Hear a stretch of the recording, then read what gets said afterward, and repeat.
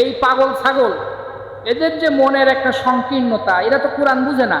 আমি তো একদিন বলেছি, যেই ব্যক্তির কোরআনের জ্ঞান নাই, কোরআনের আলো যার চোখে পড়ে নাই, তার আচরণ কুকুরের মতো হতে পারে, তার আচরণ শুয়োরের মতো হতে পারে, তার আচরণ বানরের মতো হতে পারে।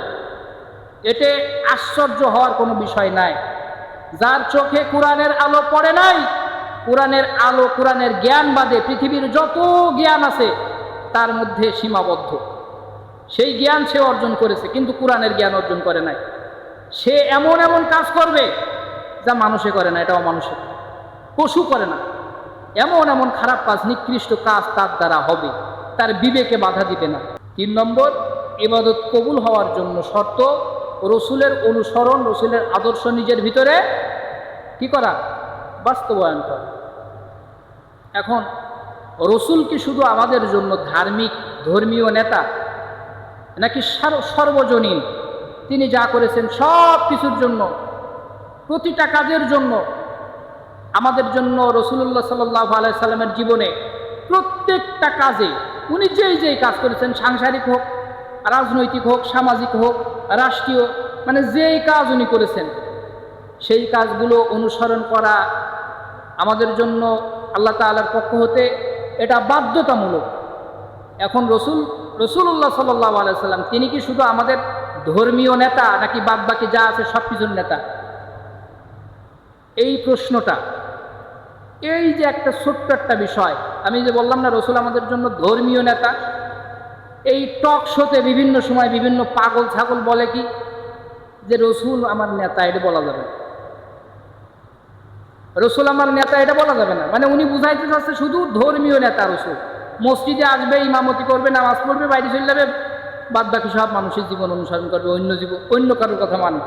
রসুলের জীবন মসজিদ পর্যন্ত সীমাবদ্ধ, উনি শুধু ধর্মীয় নেতা, এটা বুঝাতে চায় অনেক। এই পাগল ছাগল এদের যে মনের একটা সংকীর্ণতা, এরা তো কোরআন বুঝে না। আমি তো একদিন বলেছি, যেই ব্যক্তির কোরআনের জ্ঞান নাই, কোরআনের আলো যার চোখে পড়ে নাই, তার আচরণ কুকুরের মতো হতে পারে, তার আচরণ শুয়োরের মতো হতে পারে, তার আচরণ বানরের মতো হতে পারে।